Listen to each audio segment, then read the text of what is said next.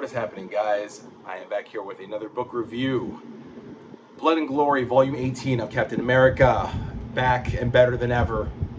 Covering only 1992 of Volume 18. Cap going at it, heading right through his 400th issue. Please pardon the air conditioner, guys, if you hear that buzzing. It is very hot in this room, so it's summertime, you know.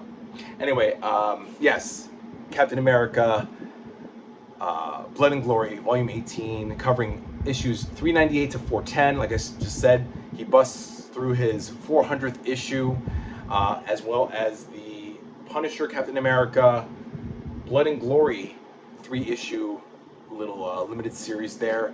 Of course, we have the players here: Mark Gruenwald, D.G. Chichester, Margaret Clark.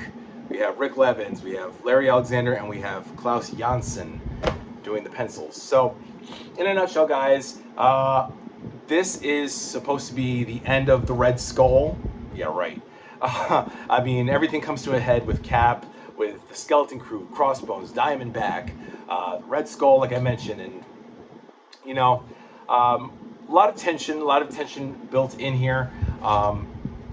As far as that storyline goes, a lot of it in the first story, a lot of it in the second story. We of course get the first 3 issues, 398, 99, 400, and 401 is the aftermath of collectively the Operation Galactic Storm storyline. And of course, Cap and the Avengers, the West Coast Avengers, they deal with the Kree's supreme intelligence, the destruction of billions of Kree lives at the hands of the supreme intelligence in order to kickstart the evolution of the Kree.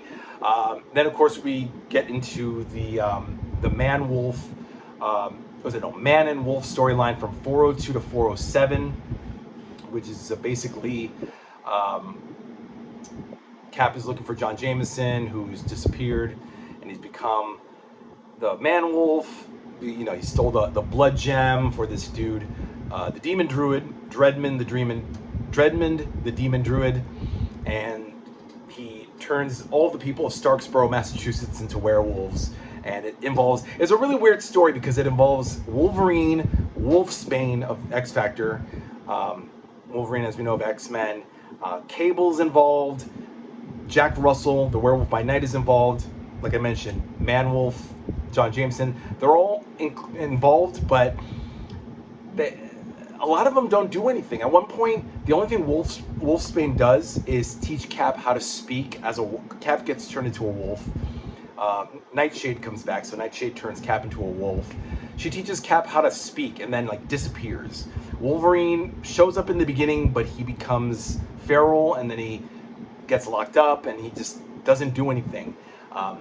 Cable comes towards the end and rescues everybody, but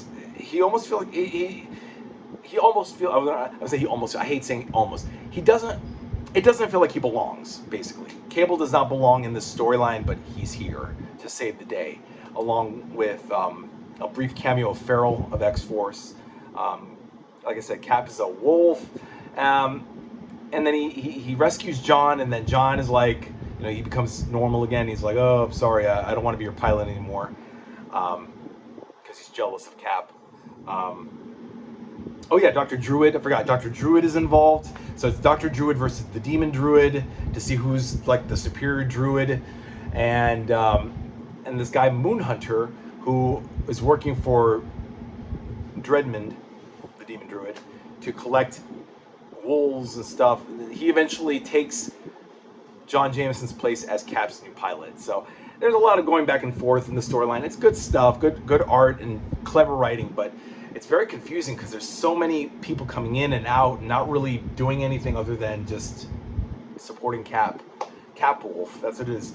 Oh yeah, Captain America becomes Cap Wolf. Dreadmond becomes the Star Wolf. He finally gets Dr. Druid's blood on the Moon Gem, and then he becomes this wolf, like the form of a wolf with the galaxy, kind of like Eternity, with stars and planets inside his body.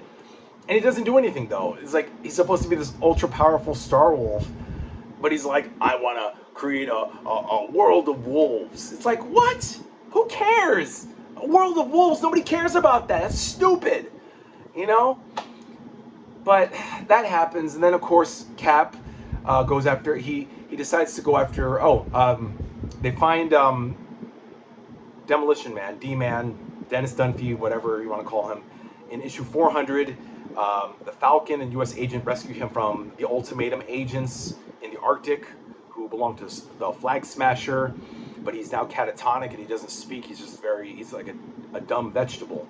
And then at one point, Jarvis, Bernie, and D-Man go into the Central Park. Jarvis gets called away, and Bernie loses D-Man.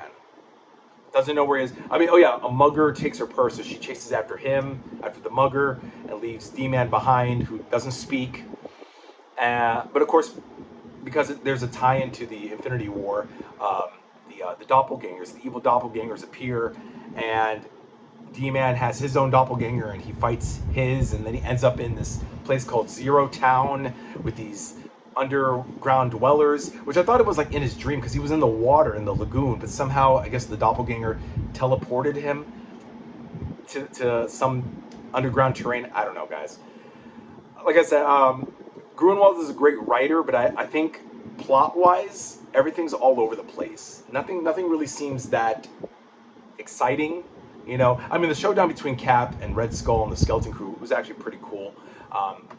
Crossbones abducted Diamondback, kept her in the same bunker that Magneto had kept Red Skull, and she was like in captivity for months, like a month, maybe 2. And finally, Crossbones thinks he has her brainwashed and has her trained good. So then he takes her back to the Rockies. Oh, because Red Skull fired Crossbones and replaced him with Cutthroat, who happens to be Diamondback's brother, Danny. And they the Skeleton Crew enlisted Jack-o'-lantern and Blackwing. So now Crossbones wants to get back, and then he ends up killing Cutthroat. There's a lot of stuff happening, guys. A lot of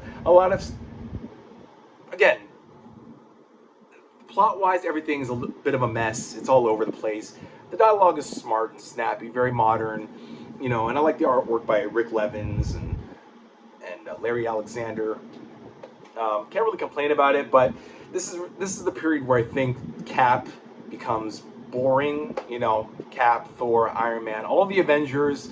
Like X-Men is just like phenomenally popular. Avengers, Fantastic Four, nah, boring. You know, Spider-Man's, you know, popular, but yeah, I think this is the period where now everything's kind of gonna go downhill. So that's that, and of course it wraps up with all the way up to 410, the storyline with Red Skull. So I don't know, how do I rate this? Like a B-, C+. You know, nothing terrible, guys. I still recommend reading it. Blood and Glory. I don't know if you'll find it, but in your stores, but it's available online, Amazon, eBay, whatever you guys do your shopping at. And oh yeah, the Punisher team up with Captain America and Punisher, Blood and Glory. I mean, D.G. Chichester and Margaret Clark. I don't know who Margaret Clark is. I know that D.G. Chichester is not for everyone's taste, and I can see why in this story. The dude doesn't know how to like properly connect narration with dialogue. He doesn't know how to connect who's saying what to whom. He creates good mood. There's mood there, dark, moody atmosphere, but he doesn't really know how to properly place everyone's dialogue. You know, their boxes, their balloons. And so the story does suffer. It's pretty much all over the place.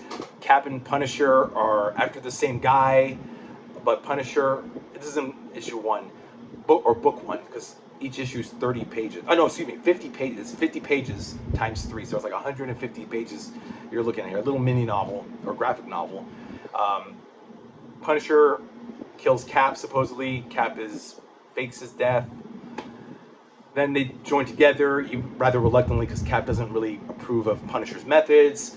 It all ties into this fake South American place called, Marizuela? I forgot what, Madrisuela? I don't know, whatever.